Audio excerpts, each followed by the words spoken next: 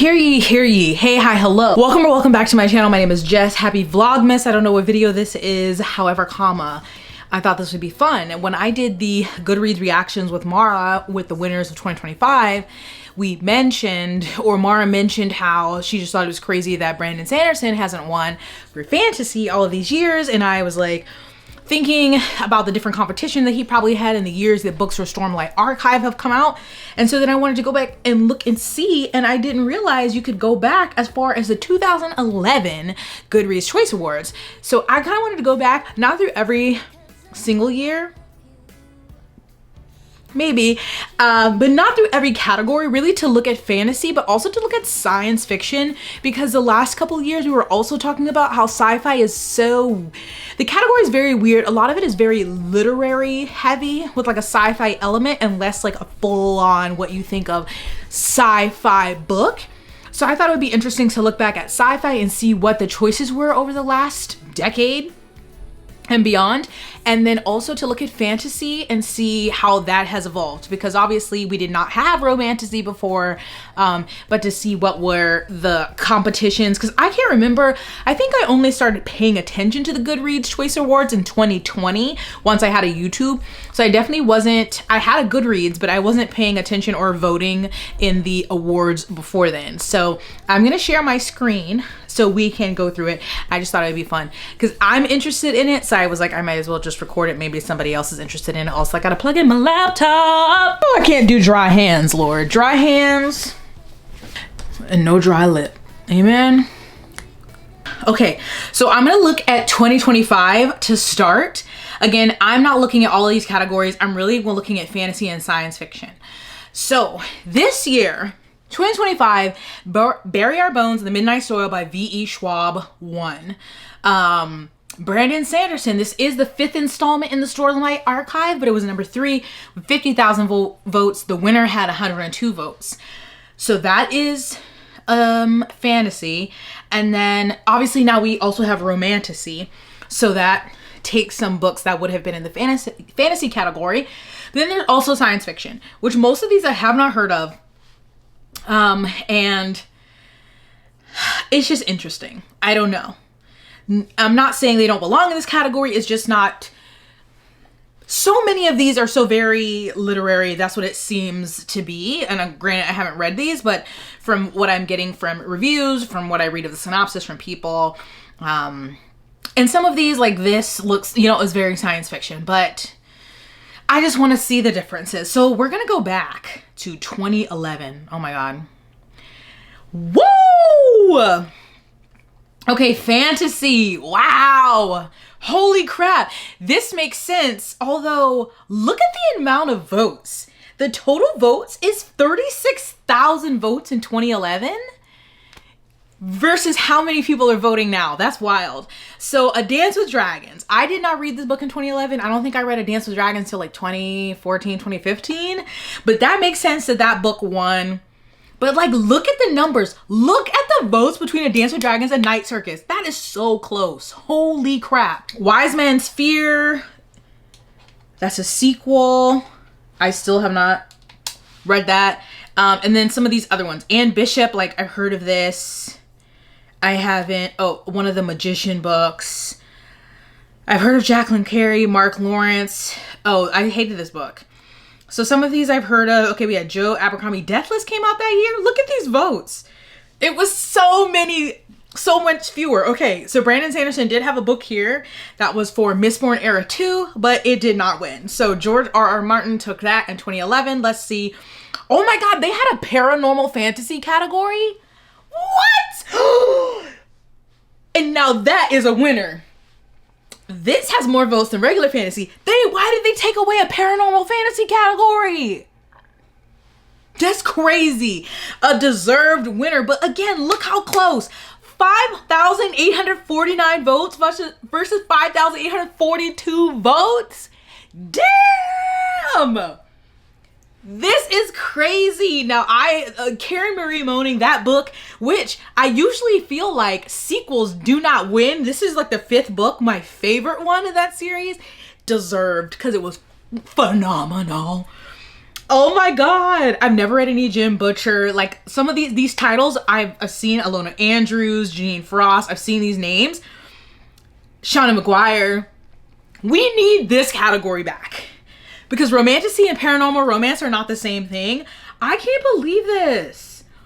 Bob, the one employee at Goodreads, bring this back. Oh my god, that just made me so happy. Okay, science fiction. Okay, are we shocked that Stephen King won, even though he's out of the horror category? Ready Player One, okay, that makes sense. That came out in 2011? For some reason, I thought that came out a long time ago.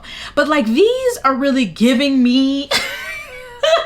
Some of these are really giving Robopocalypse, are really giving sci-fi. Leviathan Wakes, that makes sense. John Scalzi, of course. Alien in the Family. Like, these look very... I guess it's just like typical sci-fi. So, wow. What a throwback. 2012. Yikes. Okay, fantasy. Oh my god, I loved this book. Oh, I love this book. Wow. Okay, fantasy. Stephen King won? God damn. But again, look at these votes. Only 47,000 votes total. And he had 8,000. I don't recognize this. The Woman Who Died a lot? I recognize a lot of names. Robin Hobb, N.K. Jemisin, Terry Goodkind, but I haven't read a lot of these. But just look. Okay, Brandon again is here, but low in the votes. Oh my god, Michael made it there. I love that. But Stephen King won. We still had paranormal fantasy. Okay, which Shadow of Night won. Makes sense, it's very popular. Again, more votes than regular fantasy. Why would you take this away? I did not know that Janet Ivanovich's book I thought for some reason she wrote like thrillers. But Patricia Briggs, Kim Harrison, like this is what we need back. We need this category so bad. I love this so much. What's in science fiction? Terry Pratchett and Stephen Baxter. Okay, I haven't heard of that book. But again, John Scalzi, Star Wars, Wool, Orson Scott Card. Like these are like Caliban's War, Alien Proliferation. This is what I think about sci-fi. Just like very sci-fi, unless a sci-fi flair to a literary novel. Do you know what I mean? Am I gonna go through every single year? Oh, look at these. I was reading some winners. Okay, Khalid Hosseini. All right. Oh, this is... Okay, no, we still have paranormal fantasy. Okay, Neil Gaiman won that year. Wow, the votes jumped to 119,000 votes in just 2 years, when the year before it was like 40-something thousand votes. Look, Robert Jordan by Brandon Sanders, the one he wrote, Brandon wrote, came in second, but still not a winner. Not 43,000 votes for the number one, and then down to 13, and then everything under that. Robin Hobb gets less. Vicious, only 2,000. I love Vicious. Ugh, crazy. Paranormal fantasy. It looked like Jim Butcher won, which I haven't read any of his. Oh, The Bone Season. Sherilyn Kenyon, that's a familiar name. Alona Andrews is still in here. Shauna McGuire, Charlene Harris, Laurel K. Hamilton. Yeah, like these, I love this. I love this so much. I'm so mad they let that go. Science fiction. Margaret Atwood? I didn't know she had other books besides. That's my bad. But again, these all look very typical sci-fi here. Dang, these were coming out every year? That's wild. That's wild. 2014. Okay, so now they have gotten rid of paranormal fantasy, which the first two books of this series were in paranormal fantasy. So now they've come into fantasy and they won. There's 233,000 votes. So we've gone up again another 100,000 votes. And here we go. Brandon Sanderson with Words of Radiance from Stormlight Archive still did not win. Got beaten out by this book. Now, he probably would have won if paranormal fantasy was still a category. So that's freaking rude. Patrick Rothfuss still in there. Yeah. So like all of these books that were in paranormal, Kim Harrison, Patricia Briggs, Janine Frost, Ilona Andrews, like look how much paranormal romance is in here. Oh my God, The Queen of the Tearling. I remember that. Goblin Emperor. Why would you get rid of that category? And then we have romance. So I'm going to skip to science fiction. Okay, The Martian won that year. That makes sense. Again, still very strong sci-fi books. Even if we're just going by the covers, like they're giving me sci-fi. Wow. So they got rid of paranormal in 2015. Or 2014. Freaking jerks. 2015. Fantasy, still not a Brandon Sanderson. Neil Gaiman won again. The votes went down. V.E. Schwab was number 2. These are a lot closer, 33,000 to 30,000 votes. I don't know if Brandon had a release this year. 5th season, very low. Not deserved. Okay, but Neil Gaiman won. And then science fiction. Okay, Pierce Brown.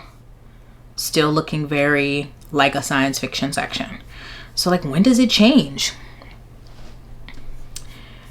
Wow, this one for fantasy, yikes.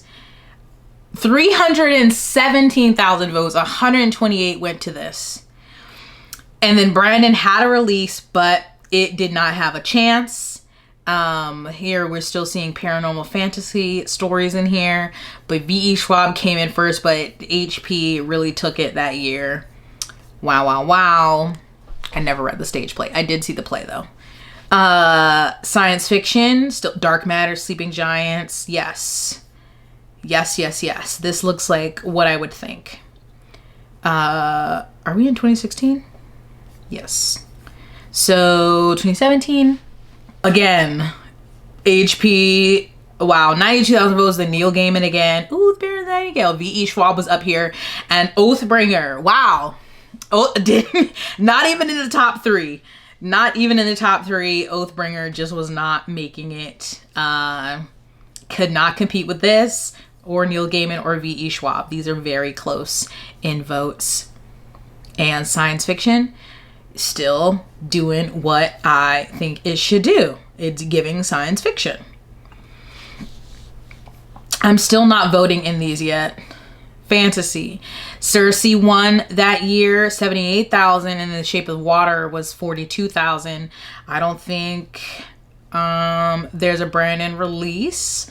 Foundry Side came all the way out in 2018. That's crazy. But yeah, interesting. And science fiction, vengeful, still it's giving sci-fi. You know, space opera, Revenant Gun, Calculating Stars. This looks like a sci-fi section. 2019, fantasy, Ninth House won. With 53,000 votes. And then The Starless Sea, George R.R. Martin. I don't think Brandon had a release. Oh wait, I must have voted then in 2019? Okay. I guess I started voting in 2019. Ninth House won, barf. Science fiction, still very, like, that's a sci-fi cover. Exhalation, To Be Taught If Fortunate, I read that. Memory Called Empire, still very sci-fi. 2020, fantasy. Okay, then, because my theory with Mara was that Sarah J. Maas won every time he was in there, but obviously she's not coming. None of her previous books have won until 2020, which is interesting. Oh, very close. 95,000 to 93,000. V.E. Schwab almost took that one. And Brandon Sanderson had Branderson had Rhythm of War. He came in 4th. Here's what it's telling you.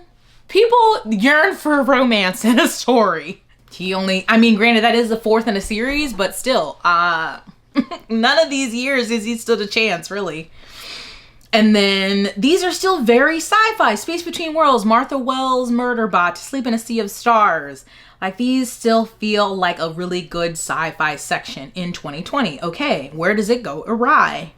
See, again, here we go. Sarah J. Maas back on top before they had a separate category, so she wins. I don't think Brandon had a release in 2021, but she has 111,000 votes, and the next one is 56. So, you know, there's no competition there. And then science fiction, still very science fiction-y. These are still giving me science fiction. And maybe you're like, you can't just go off the covers, but these stories, it's different. You know what I'm saying? Sarah, again, 3 years in a row, wins. I chose Babel, of course. Brandon had a release, but only 21,000 votes.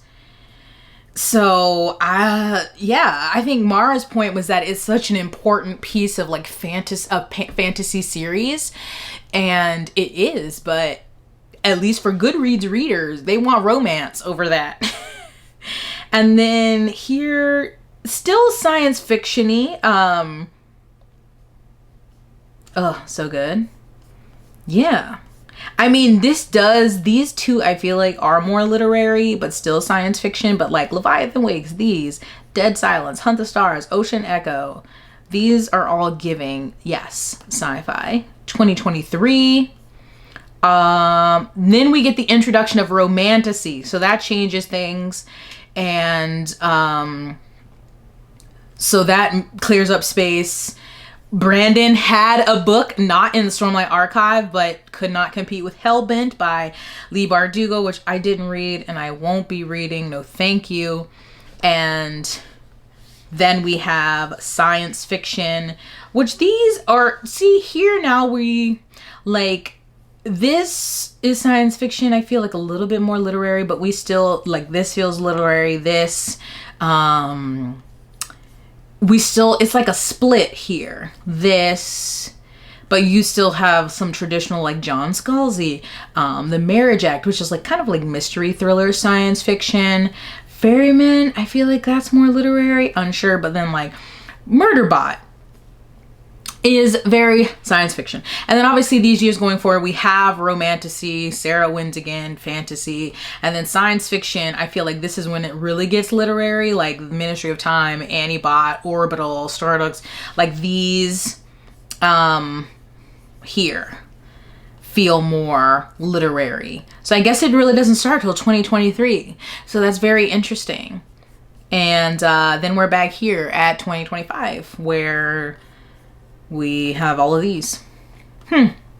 So Brandon has been beaten down by basically any story that has romance, because with, I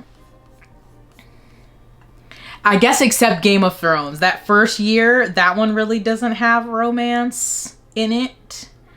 Oh, he didn't have a book that year. So he did have a book that year, but not in Stormlight Archive.